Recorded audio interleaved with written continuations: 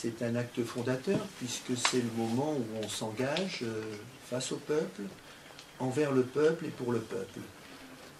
Donc, madame, monsieur, chers Dunkerquoises et Dunkerquois, mais aussi chers Malines et Malouins, petits Saintoises et petits Saintois, Rosandaliennes et Rosandaliens, Fort-Mardiquoises et Fort-Mardiquois, Mardiquoises et Mardiquois, Saint-Pauloises et Saint-Paulois. Passionné par ma ville, j'exerce depuis 1990 le mandat bénévole de conseiller municipal de Dunkerque. Durant ces 23 années, j'ai été avec constance et sans faiblir l'avocat sincère et désintéressé au service des habitants. Opiniâtre et persévérant, j'ai à plusieurs reprises empêché le gaspillage de l'argent public et l'injustice, que ce soit avec la diminution du nombre des adjoints, que ce soit avec le respect du droit des élus d'opposition ou avec le remboursement du paiement illégal de jours de grève par la mairie de Dunkerque. Sans aucune compromission avec le système UMPS, entouré d'une équipe déterminée, j'ai décidé d'être candidat à la mairie de Dunkerque. Avec le soutien de Marine Le Pen, du Front National et du Rassemblement Bleu Marine, c'est avec un enthousiasme intact que je conduirai la liste de rassemblement du défi dunkerquois dans les communes de Dunkerque, Fort-Mardic, Mardic, Malo-les-Bains, Petite-Sainte, Rosendal et Saint-Paul-sur-Mer. La délinquance explose. Le chômage est en hausse constante. Les commerces ferment. Notre ville a perdu 6000 habitants en 10 ans. Dunkerque se meurt. Mais en même temps, la municipalité engage des dépenses pour des projets surdimensionnés, comme l'Arena ou le FRAC. Alors nous disons trop, c'est trop. Il nous faut changer de cap et relever le défi d'un avenir meilleur. En mars 2014, vous aurez le pouvoir, comme une fois tous les 6 ans, de reprendre votre avenir en main. Ensemble, j'en suis certain, nous pourrons alors retrouver la tranquillité en faisant de la sécurité une priorité du budget municipal. Retrouver du pouvoir d'achat par la chasse au gaspillage et la baisse des impôts locaux. Rendre notre ville souriante et attractive pour y développer l'emploi et être bien chez nous. Retrouver une municipalité impartiale, attentive aux mérites et non pas à la carte du parti. Tel est le sens de mon engagement que je voulais déclarer aujourd'hui, samedi 2 novembre 2013. Merci.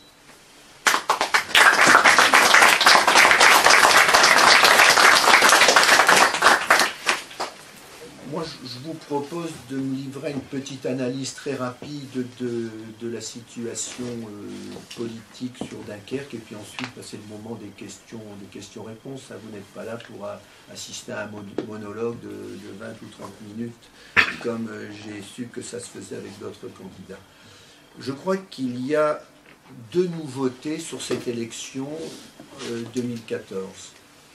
La première nouveauté, c'est ce que je vais appeler la victoire idéologique, la victoire de nos idées, et on sait toujours dans l'histoire que les victoires idéologiques précèdent les victoires électorales. Alors la victoire idéologique, c'est qu'aujourd'hui, je pense, les Français de plus en plus nombreux se rendent compte que le système dans lequel on vit est un système à bout de souffle.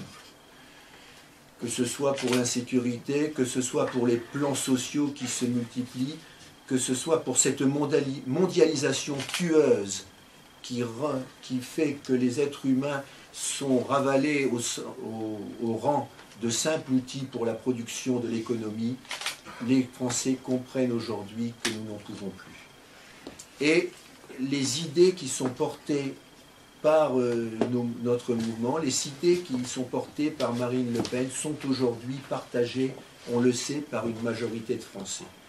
Et même ici, à Dunkerque, quand je parle de victoire idéologique, et on y reviendra peut-être lors des questions-réponses, on voit que aujourd'hui un seul des candidats a fait des propositions, mais les propositions qui ont été faites par un des candidats, et j'en ai la preuve ici, reprennent la plupart de ce que nous avions proposé en 2008.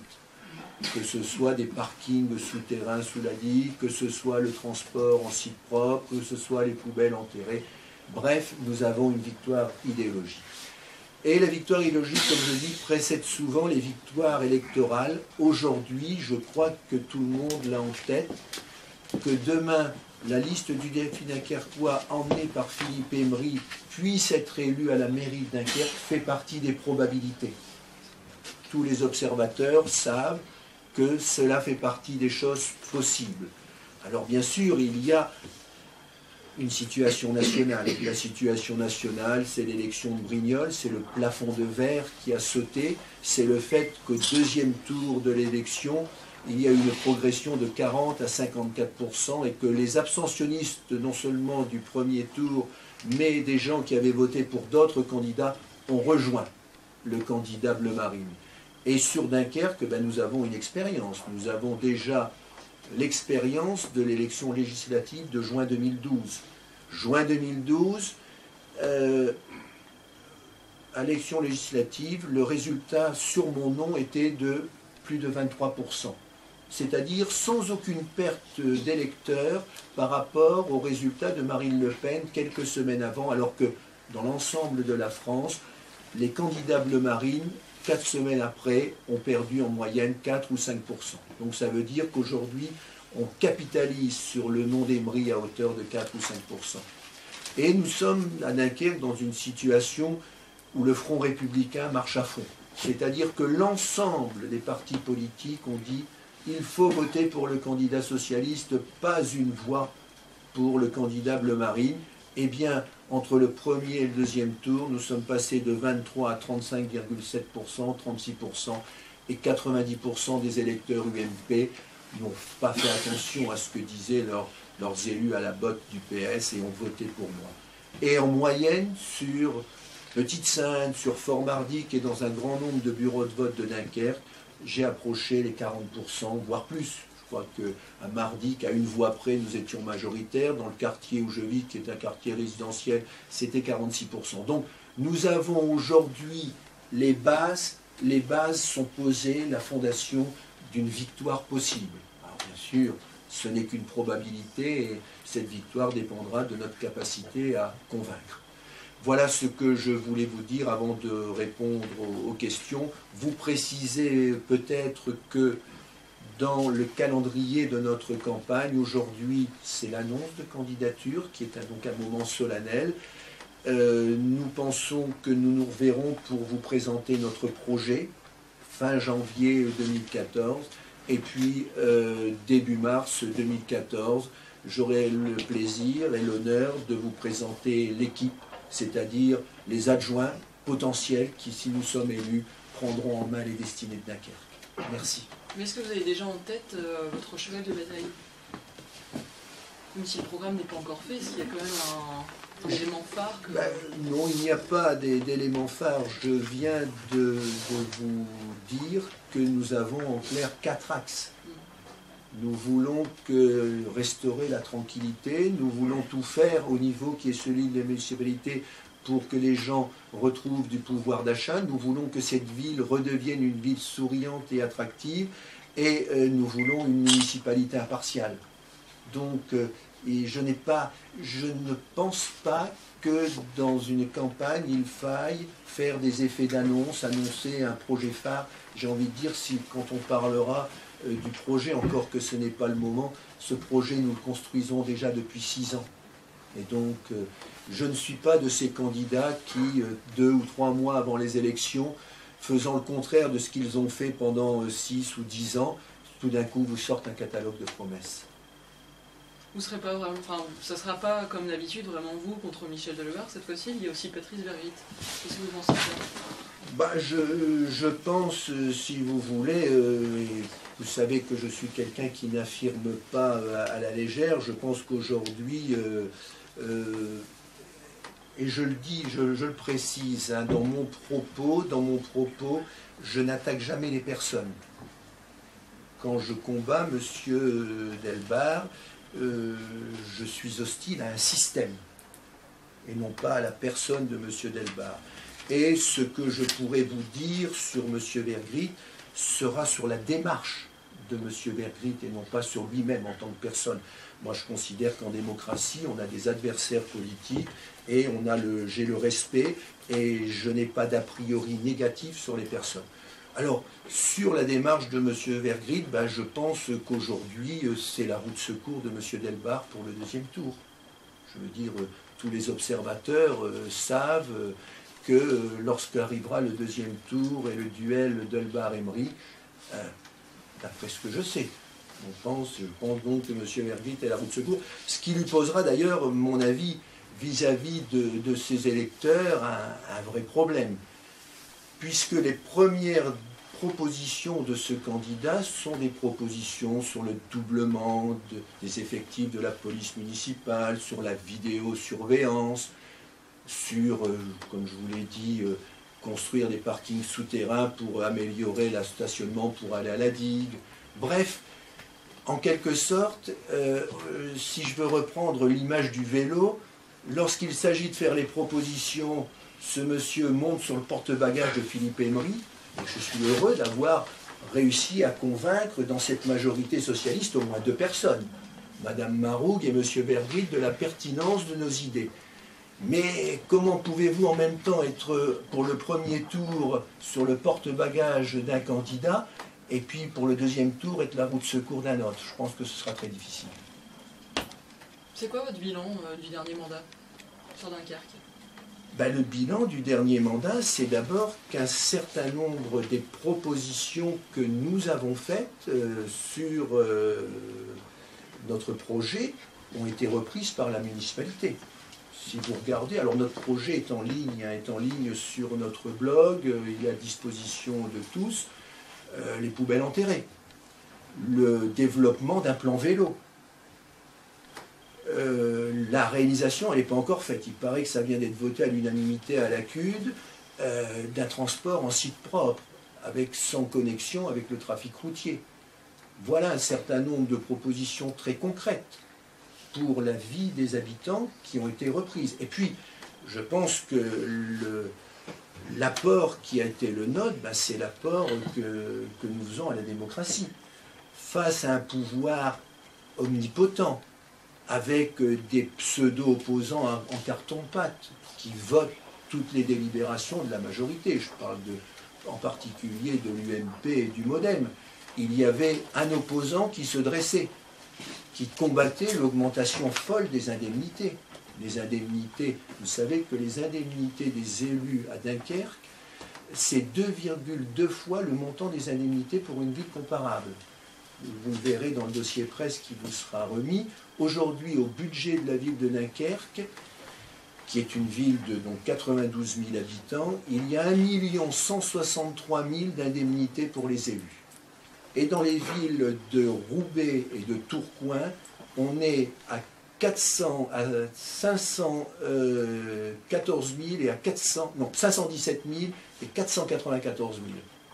D'ailleurs, j'ai saisi, mais je crois que vous le savez, j'ai saisi la Cour de discipline budgétaire et financière, qui est ce qu'on va appeler la justice financière des collectivités locales. Comment peut-on imaginer qu'une ville de 92 000 habitants rémunère ou indemnise ses élus 2,2 fois plus qu'une ville de taille comparable? Il y a là, à l'évidence, un abus.